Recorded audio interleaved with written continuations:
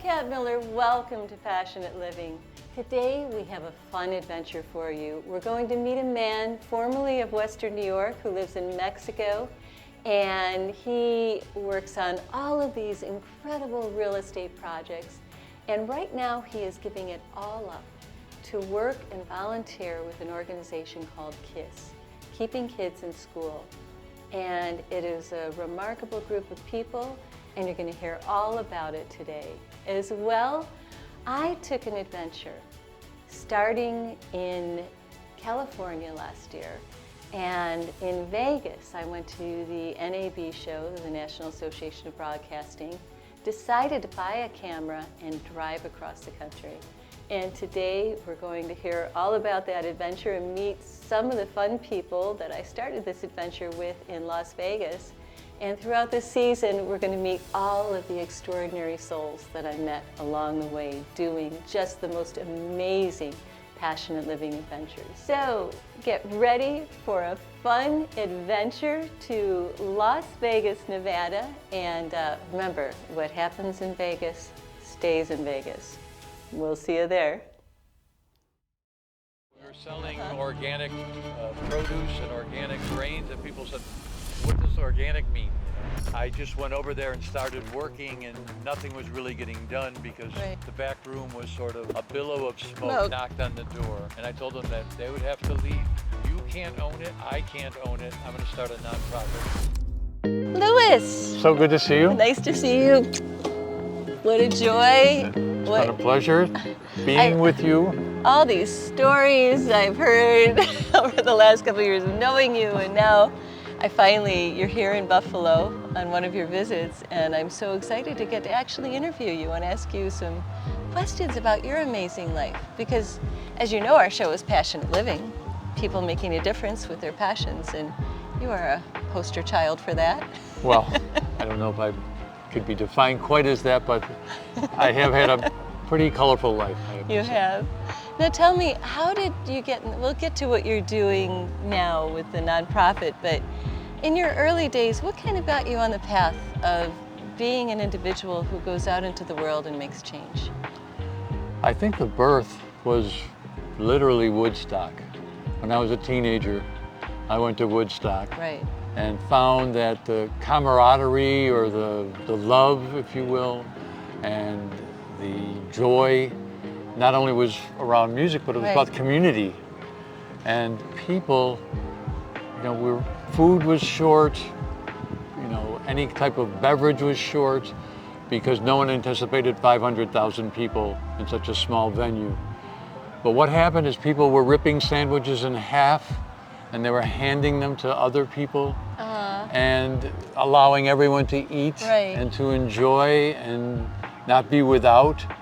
So it planted a seed. It planted a seed that maybe community and joy and spreading the wherewithal could make a difference. You went from Buffalo to Phoenix and ended up at some point starting a co-op in Phoenix. Now, how did that happen? There was some celebrity. She was, can I say it was Jackie Onassis, her astrologer, because she's probably not around anymore, right? No, allegedly. I think neither of them are around, but okay, I don't know. Allegedly. And some hippie who got out of jail for drugs or something and had a lot of money probably from his entrepreneurial exploits, and they were starting this co-op, and you were a worker bee of people who wanted to help start the co-op at the time, right? Correct. Yeah. It was fortuitous because it was almost across the street from my apartment at the time, and I could see the energy. I just went over there and started working, and nothing was really getting done because the back room was sort of a billow of smoke. Let me just put it that way. And consequently, nothing really got done. We weren't allowed back there. I certainly wasn't allowed back there. But one day, I just said, you know, the people are more important than, you know, these people partying. So I just took a shot and knocked on the door. And they did open it slightly. And I told them that they would have to leave. And I think the money person saw my sincerity when I was working. And he condoned it, and the celebrity and whatever, they agreed almost on the spot, which I was, wow. maybe they just saw the bigger picture that they couldn't open it. Right. I don't know, but it turned out grand. That's beautiful. And then that same person came back with a bag of money that they handed to you at one point and said, they want to start a commune? He said, buy I love land, this and it was story. literally a brown paper bag, and put it on my desk. And I looked up, I said, buy land, and he said, yeah, whatever you want to do. And I said, you can't own it, I can't own it, I'm going to start a nonprofit foundation. Right. And I will plug the person who helped us, because of the name is like sort of rising from the dead. His name was Larry Lazarus. Oh my God, what a name. You could And make he was, that I up. said, Yeah. who writes this stuff, you know? And it turned out that we became a nonprofit foundation, and it grew tremendously from there. Wow, that's amazing. You started Sunbow was the name of the... Sunbow was it started as Cosmic Gardens of all names. It was a little too esoteric. They're kind of conservative in Arizona at the time. This was in the 70s. Still is. But we were selling organic produce and organic grains, and people said, what does organic mean, you know? So Right. it was going back, and it grew to something beyond anybody's expectations. That's extraordinary.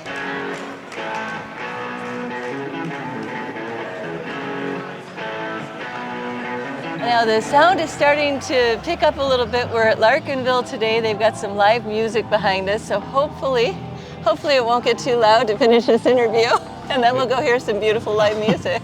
Well, it's great to have Steely Dan, you know, who are sort of outside the box kind of music, and I think some of our thinking is a little bit outside of the box, but it's a tribute band to Steely Dan, and it's good music. Yeah, oh, that's great. Now, you and I have this Santa Barbara Buffalo connection, which is kind of how we met a couple of years ago. We realized we had all these friends that were on Facebook that were from Santa Barbara and Buffalo, and oh my gosh, got together, became instant friends. And then from yoga teachers to you name it, Yeah. we had such common friends. It was beautiful. It was beautiful. And then reconnected again on a flight. My flight was canceled. Hopped on this flight, sat in an aisle seat in the back of the plane with almost no other people. Another guy on the aisle seat in the back of the plane right across from me, and it was you again. Which you can't write that script. No. Just out of curiosity, how did you end up in Santa Barbara? In Santa Barbara, I was living in Arizona, as you know, and I was doing carpentry, which I learned in and on the commune.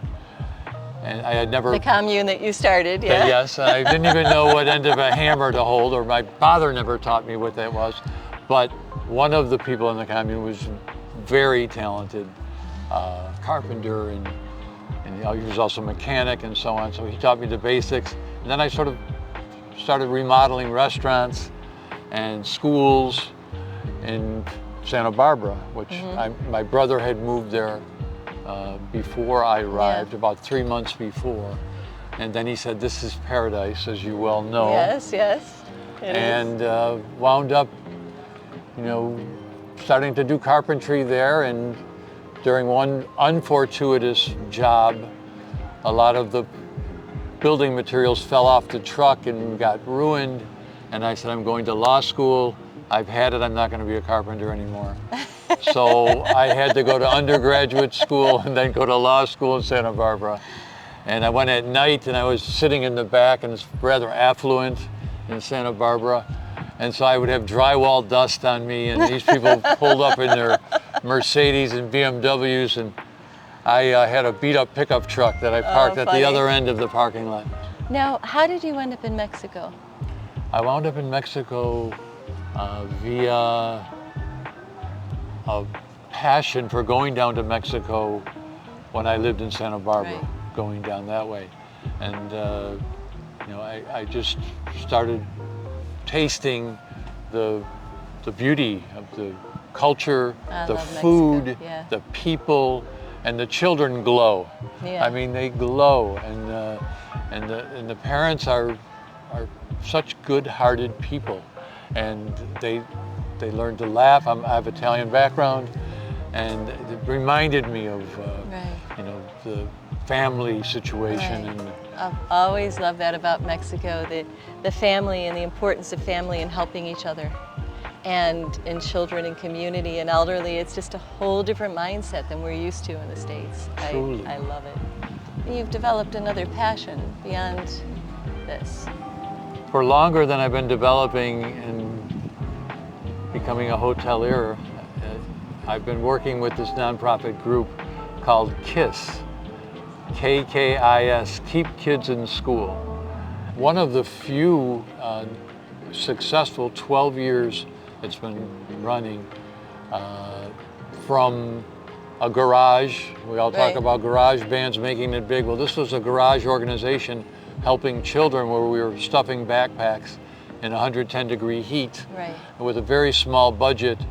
And 12 years later, we've grown to a $100,000 budget, and it's all from donations and many, many hundreds and hundreds of children. And this is just the tip of the iceberg, I hope. We do remodel schools. We go in there, I take a crew with paintbrushes and so on and take care of their outside recess areas. But we also go right into the classrooms and paint the classrooms and make them a little fresher, make them a little more conducive to learning. But we also teach them English. When we're teaching them English, for example, in the States and some other parts, the good students are in front and the bad students sort of hide. But we're teaching them English and other things and providing the paperwork and so on. So the bad students aren't embarrassed. They sit in front and the good students help them. Instead of ridiculing, you know, and bad-mouthing and bullying, these kids are helping them. If they get into a little morass or whatever, they contribute. And I've never seen that before, so I was learning from them, I mean.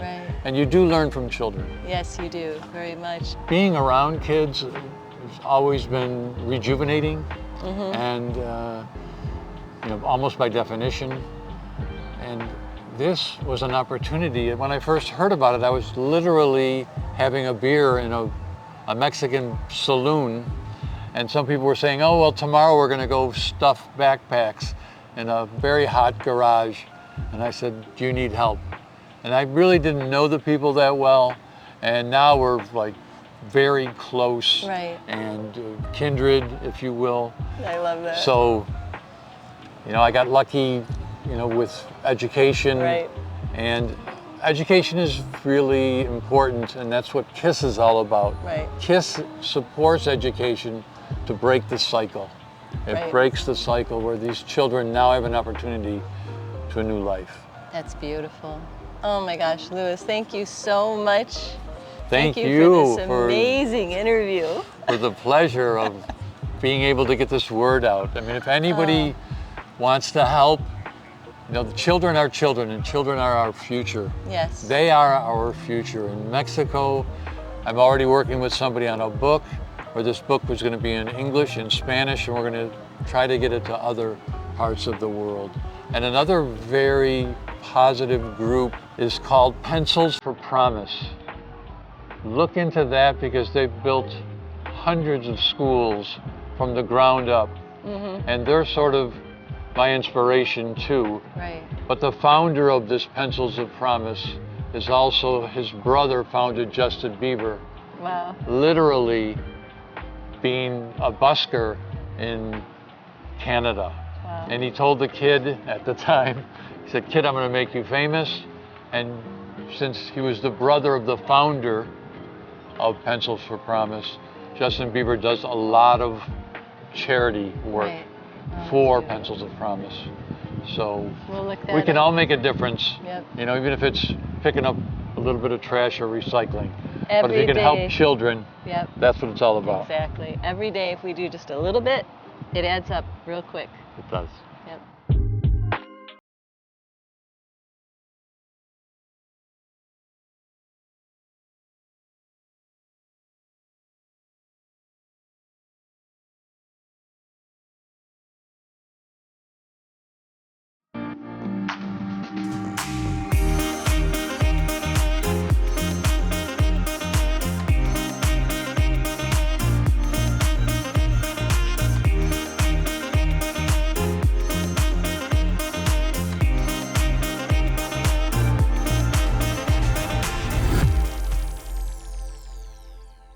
Last year, I decided to jump off the cliff of possibility. I had been out in California seeing friends and filming some great stories for the Natural Products Expo. And then I decided I was going to drive to Las Vegas in my little California car and have an adventure at the National Association of Broadcasting show. It is always the show of shows for anything in broadcasting, from television, radio, any type of work in that field, and I love it because they have every kind of camera and every kind of fun bell and whistle that you could possibly imagine for production. I'll give you the quick 5-cent tour. All right. If it's not good, you can give me, I'll give you a penny back. Okay. So we're 40 feet I underground. didn't want to struggle. Okay, we're 40 feet underneath ground. We're underneath city streets, buildings, and utility lines. You need to do any work? There you got it. You need to do any utility line work? It's all above us. We're gonna have about 35 miles of these tunnels throughout the whole city with over 50 stops. The first stop is already open at Resort World. So when I drive to Resort World, I'm driving right underneath the Las Vegas Boulevard. Oh my God, I that's circumvent amazing. all that traffic that's above us. Uber driver takes about 20 minutes to drive there. I take 1 minute. Wow. You're gonna have stops from all the way from Fremont Street to the airport eventually. Oh my gosh, that's incredible. Okay, and we just did about 20-30 minutes worth of walking done in 1 minute right there. We're done. We're Oh at my rest. God, that's incredible. Okay, and it tells me even where to park the car. So when you see us Wow. drive by you later, Yeah. you think that we're being rude. Some of us are being rude, but you know, it's more that we're assigned to a spot. Wow, that's really incredible. Easy. I love this, thank you. Absolutely. So after my first day at the show, I decided I was going to buy a new pro camera after trying all kinds of them. And I was going to drive across the country and film all of the people that I ran into who were living their passions and making a difference in the world. I had no idea who I was going to meet, where I was going to stay, what I was going to do. I just had this feeling that it was time to take a big jump into the next phase of my life. And this would be a great time to do it because for me, driving is a meditation. So for driving across the country is nothing because I do that about once a year. So I got a camera. I had a new dear friend by the name of Ben help me pick out that camera. And he actually even showed me how to use it at his home in Las Vegas so that, you know, I could figure out how to actually film people with the camera as I was driving across the country because I'd never used it before. And this is your secret, super secret editing room. Ah, how cool is this? This is so cool. I love it. Awesome. As well, I needed my little Mercedes convertible to be fixed up. It's a 2001, it's a little bit older. And so I found this amazing mechanic through a friend of mine. His name is Cap. He's an ex-Hell's Angel and a really sweet wife. And he actually took on my car and went through the whole thing to make sure I would be safe driving across the country and didn't want to take a penny for it. I paid him anyhow. I was so grateful to him and just loved his energy and his kindness. It is a constant reminder that as I was driving across the country, even starting out the trip in Las Vegas, every single person I met was kind and thoughtful and generous of spirit. And I do believe that that is the majority of our world, that 95% of people are good and kind and wonderful and generous. At least that's my experience of it, and Cap is the perfect example.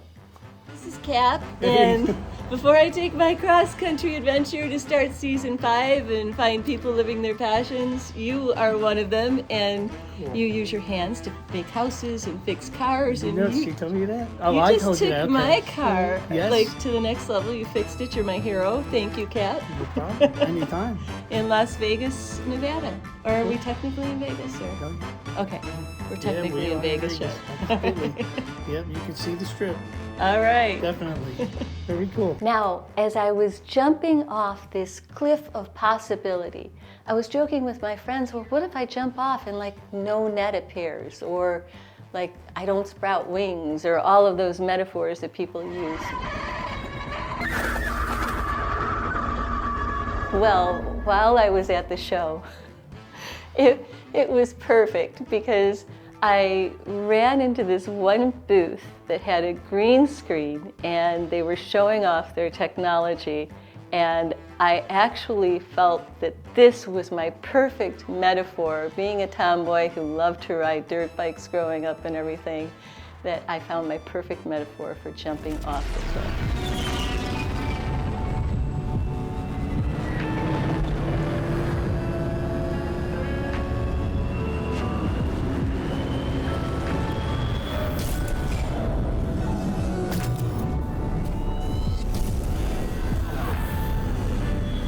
Jumping off, I would find a futuristic motorcycle, right? I mean, how cool is that? Who doesn't want to like ride one of those throughout the country? So I did ask if I could take it cross country, and it didn't quite work. So I hopped back into my little car, and as we go through season 5 of Passionate Living, which I can't believe we're in our 5th season now, you'll get to see all of the wonderful adventures and meet all of these extraordinary people along the way.